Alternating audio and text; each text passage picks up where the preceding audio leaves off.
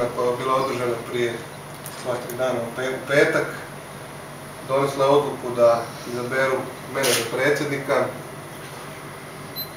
Svi su komentirali opet politika u klubu, ali grad i ja osobno smo se zalagali da se Segesti otvore vrata, da u klub uđu prijatelji Segeste, ljubitelji Segeste, zaljubljenici u ovaj sport. Međutim, kako je vrijeme odmicalo, sve manje i manje tih prijatelja je bilo u Segesti i ljubitelja Segeste zbog nagomilanih problema tokom ovih godina koji se u Segesti svima u ovom gradu, svima onima koji istinski vole Segestu, da su vrata kluba otvorena svima, da ovo vodstvo je ovdje nije da vodi klub, nego da okuplja ljude oko kluba i da ih uključuje ono što je najvažnije u rad samog kluba. Nijedno izabrano mjesto nije vječno i nijedno izabrano mjesto nije bezicirano. Na toj skupštini izabran je Marko Krička za predsjednika, Antonij Dumbović za dopredsjednika, Branimir Pupić za člana, Mario Blažević za člana, Zoran Kramarić za člana, Ivica Rendulić za člana i Danijel Kukić, to su HNK Segesta Sisak. Škola nogometa Segesta 1906, Segesta d.o.o. Sisak.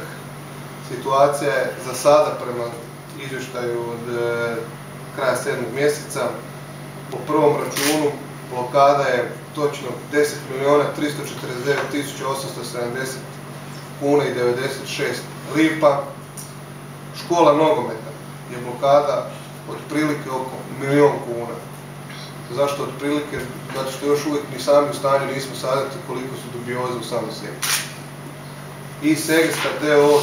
Sisak u ovom trenutku je račun u blokadi 155.000 kuna i 46 lipa.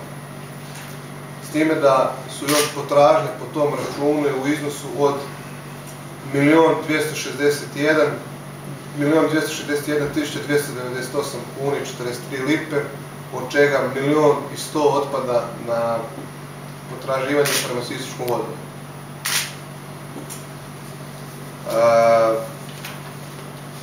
Upravo iz tog razloga skupština je donesla odluku u kojem ide u smjeru čišćenja svih postojećih računa, zatvaranja svih postojećih firmi, to jest te jedne firme, i traženje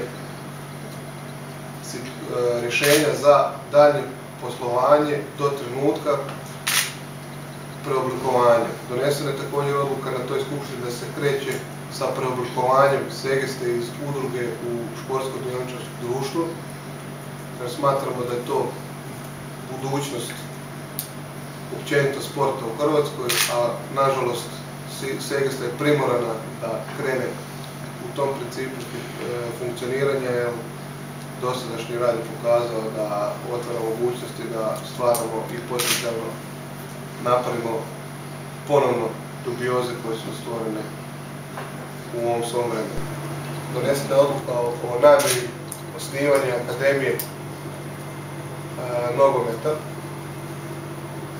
Nemojte to vrtati sa školom nogometa koja je u dubiozi od 1.000.000 kuna, nego je to isključivo namijenjeno za odvajanje prve momčadi i funkcioniranje prve momčadi i samog omladinskog kluba. Smatramo, i ja i ova uprava kluba smatra da djeca ne smiju spaštati na uslugu prve momčadi. Ovo što je do sada bilo rađeno, da su djeca na zadnjem mjestu, u ovom trenutku postaju, ako ne na prvom, makar jednaka. I jednako su važne, ali na kraju krajeva bez te djece klub i nema smisla. Da je direktor kluba Segeste će biti gospodin Davor Ivić, i jedan od rijetkih ljubitelja Segeste koji nije postavio ni pitao nikakve uvjete i rekao, stavio se na raspolaganje kako da pomogne. Volio bi da u ovom gradu ima barem još 10 ljudi poput gospodina Ivića, ali nažalost od stare priče i nove priče ostaje samo jedan. Također, što se tiče sportskog dijela, za sportskog direktora bit će gospodin Mile Bujinac, dijete Segeste, i to je isto jedan pokazatelj da u ovoj Segesti prostora prvo mora biti za domaći igrači, a onda ukoliko bude bilo potrebe, a nažalost u situaciji smo da će vrlo vjerojatno za kvalitetan nogomet biti potrebe za malo nešto igrači sa strane, ali to je na prstima jedne ruke.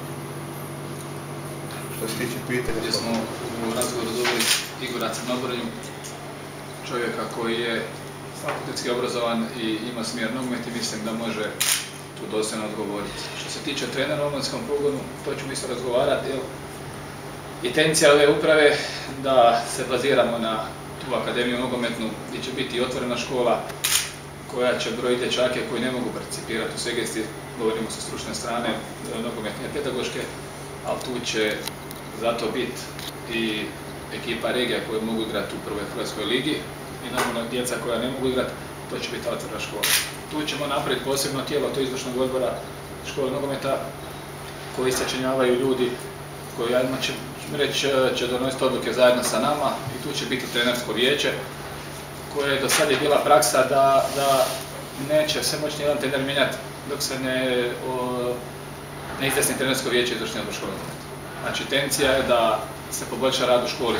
Kažem, do sad se radilo dobro, ne mogu reći da se nije radilo dobro, radilo se korektno, radilo se dobro i neki su pokazatelji viđeni. Malo ćemo tu preoblikovati faze rada. Po meni treneri koji su do sad radili su kvalitetni i dobro su radili. Sad samo moramo vidjeti u tom omjeru novaca da li će biti mjesta za sve iz razloga što će se posao dići za 3 do 4 puta više. A sad da li mi to možemo financijski pratiti ili ćemo ići na sužavanje trenerskog kadra, to ćemo morati još vidjeti. Po meni se dobro radilo, svi su treneri dobro radili, svi su treneri dosta stručni i rezultati su, ajmo reći, osim juniora, pokazati da se dobro radilo. Prvenstveno mislim na kadete koji su ušli u polufinale Kupa Hrvatske. Pioniri starije i mlađe regije su isto ostvarili visoke plasmane, a svi drugi takmaci u ovoj županijskoj ligi su bili prvi. Znači, dobro se radilo, da se može bolje, može se. Ne mogu dobivati nikakve naknade, tako da oni ljudi koji spominju da će imati više novaca od XY, ljudi koji su do sada bili u Segesti su u krivu, ja po zakonu o državnim dužnostima nemaju pravo na nikakve naknade van svog posla koje radi. Tako da, eto, molio bih da i to prenesete javnosti, da ova uprava i članovi izvršnog odbora će raditi volonterski do kraja godine sigurno, a poslije kraja godine, to jest u nove godini, ja osobno i članovi izvršnog odbora i dalje neće biti na plaći, a što se tiče sportskog direktora i direktora, mislim da ćemo tu morati naći nekako rješenje, u skladu skromno rješenje, jer smatram da se trebamo svi staviti, ako se igrači, ako se grad, ako se klub stavlja u granicama od financijskih mogućnosti, da se svi trebamo staviti u granicama tih financijskih mogućnosti. Ali volio da to negdje spomenete. Da nitko ovdje nije došao zarađivati plaću, nego što više došao ovdje da se uredi klub, da funkcionira po svim regulama i da se prepusti rukovođenje kluba istinskim ljubiteljima Segeste, ljudima koji žive 0 do 24 za tu Segestu. Možemo spomenuti slobodno da je ovo nekakva privremena uprava dok se ne stvori atmosfera i dok se ne dokaže ljudima da ovdje, kako sam čuo neki dan kad smo pitali neke ljude da ćete doći u Segestu na pomoć, rekli ne idem tamo i kriminal. Želimo tu stigmu koja Segesta ima riješiti što prije moguće kako bi otvorili put ljudima zainteresiranima da rade u ovom klubu i tih ljudi ima u ovom gradu, međutim ljudi su doslovno zbog dosadašnjeg rada u ovom klubu nisu htjeli doći u klub.